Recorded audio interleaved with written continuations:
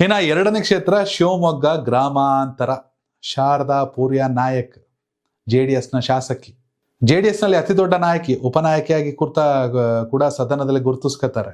ತುಂಬಾ ಸಿಂಪಲ್, ತುಂಬಾ ಹಂಬಲ್.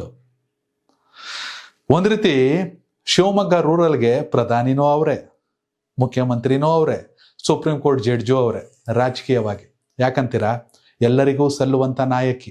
ಮೊದಲೇ ರಾಜ್ಯದಲ್ಲಿ ಬಿಜೆಪಿ JDS ಮೈತ್ರಿ.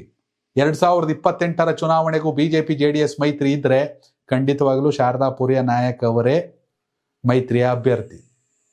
ಆದರೆ ಮಧು ಬಂಗಾರಪ್ಪ ಅಷ್ಟು ಸುಲಭವಾಗಿ ಶಿವಮೊಗ್ಗ ಗ್ರಾಮಾಂತರವನ್ನ ಬಿಟ್ಟು ಕೊಡಲ್ಲ. ಕಾರಣ, ಈ ಹಿಂದೆ ಅವರು JDS ಅಲ್ಲಿ ಇದ್ರು. ಇಡೀ ಶಿವಮೊಗ್ಗ ಜಿಲ್ಲೆಯಲ್ಲಿ ಅಕ್ಕ ತಮ್ಮ ಅಂತ ಗುರುತಿಸ್ಕೊತಾ ಇದ್ರು. ಮಧು ಬಂಗಾರಪ್ಪ ಅವ್ರಿಗೂ ಶಾರದಾ ಪೂರ್ಯ ನಾಯಕ್ ಮೇಲೆ ವಿಶೇಷವಾದಂಥ ಒಲವು, ಗೌರವ. ಶಾರದಾ ಪೂರ್ಯ ನಾಯಕ್ ಅವ್ರಿಗೂ ಕೂಡ ಮಧು ಬಂಗಾರಪ್ಪ ಅವ್ರ ಮೇಲೆ ವಿಶೇಷವಾದ ಗೌರವ.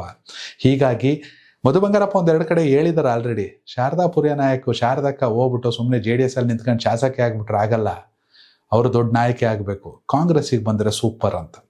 ಹೀಗಾಗಿ ಶಿವಮೊಗ್ಗ ಗ್ರಾಮಾಂತರ ಮಧು ಬಂಗಾರಪ್ಪನೂ ಡಿಸೈಡ್ ಮಾಡೋಕ್ಕಾಗಲ್ಲ, ಅಥವಾ ವಿಜೇಂದ್ರನೂ ಡಿಸೈಡ್ ಮಾಡೋಕ್ಕಾಗಲ್ಲ. ಶಾರದಾ ಪೂರ್ಯ ನಾಯಕ ಯಾವ ಕಡೆ ಇರ್ತಾರೋ ಆ ಪಕ್ಷ ಗೆಲ್ಲುತ್ತೆ. ಈ ನಿಟ್ಟಿನಲ್ಲಿ ಮಧು ಬಂಗಾರಪ್ಪ ಒಂದು ಕೈ ಮೇಲು ಅಂತ ಹೇಳ್ಬೋದು. ಯಾಕಂದ್ರೆ ಮಧು ಬಂಗಾರಪ್ಪ ಮೇಲೆ ಶಾರದಾ ಪೂರ್ಯ ನಾಯಕಿಗೆ ವಿಶೇಷವಾದ ಗೌರವ ಇದೆ, ಬಂಗಾರಪ್ಪನವ್ರ ಕುಟುಂಬದ ಗೌರವ ಇದೆ. ಅಲ್ಲದೆ ಕಾಂಗ್ರೆಸ್ಸಿಗೆ ಅವರೇನಾದ್ರೂ ಬಂದರೆ ಲಂಬಾಣಿ ನಾಯಕಿಯಾಗಿ ಉಳಿದಿರೋ ಒಂದು 2-3 ಕ್ಷೇತ್ರಕ್ಕೂ ಕೂಡ ಲಂಬಾಣಿ ಓಟ್ಗಳು ಕಾಂಗ್ರೆಸ್ ಪರ ಒಲಿಯುವಂಥ ಸಾಧ್ಯತೆ ಇದೆ. ಹೀಗಾಗಿ ಮಧು ಬಂಗಾರಪ್ಪ ಶಿವಮೊಗ್ಗ ಸಿಟಿಯಲ್ಲಿ ಚೆನ್ನಿ ನಿಂತ್ಕೊಂಡ್ರೆ, ಈ ಕಡೆ ಶಿವಮೊಗ್ಗ ರೂರಲ್ಲಿ ಶಾರದಾ ಪೂರ್ಯ ನಾಯಕ್ ಒಪ್ಪಿದ್ರೆ, ಅವೆರಡು ಕ್ಷೇತ್ರ ಮಧು ಬಂಗಾರಪ್ಪ ಕೈ ಸೇರೋದ್ರಲ್ಲಿ ಯಾವುದೇ ಅನುಮಾನ ಇಲ್ಲ. ಕನೆಕ್ಟ್ ಕರ್ನಾಟಕ, ಇದು ನಿಮ್ಮ ನೆಟ್ವರ್ಕ್.